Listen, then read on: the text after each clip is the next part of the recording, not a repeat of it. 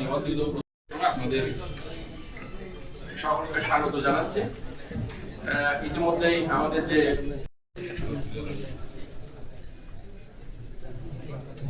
Okay thank you সবাইকে অভিনন্দন এবং আপনারা জনাব কমিশনকেও অবহিত করতে হবে।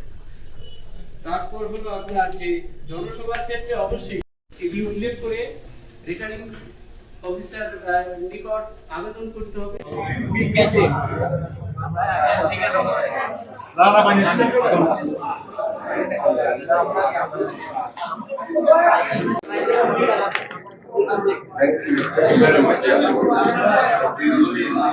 চৌধুরী উনি জাতীয় পার্টি কর্তৃক মনোনীত প্রার্থী। ওনাদের যে নিবন্ধিত প্রতীক নির্বাচন কমিশন কর্তৃক যে নিবন্ধিত সেই প্রতীক লাঙ্গল ওনার মাঝে ওনাকে বিতরণ করা হবে। আবু মনসুর সাকুয়াত হাসান বাংলাদেশ জাতীয়তাবাদী দল কর্তৃক মনোনীত প্রার্থী। ওনার যে নিবন্ধিত প্রতীক এই দলের সেটি ওনার মাঝে বিতরণ করা হলো ধানের শীষ। লোকমান আহমদ তালুকদার বাংলাদেশ সমাজতান্ত্রিক দল বাসদ কর্তৃক উনি মনোনীত প্রার্থী। ওনাদের যে নিবন্ধিত প্রতীক মই ওনাকে বরাদ্দ প্রদান করা হবে।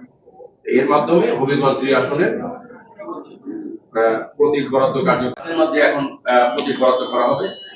1 নম্বর আফসার আহমেদ উনি স্বতন্ত্র প্রার্থী। ওনার বরাদ্দকৃত প্রতীক ফুটবল।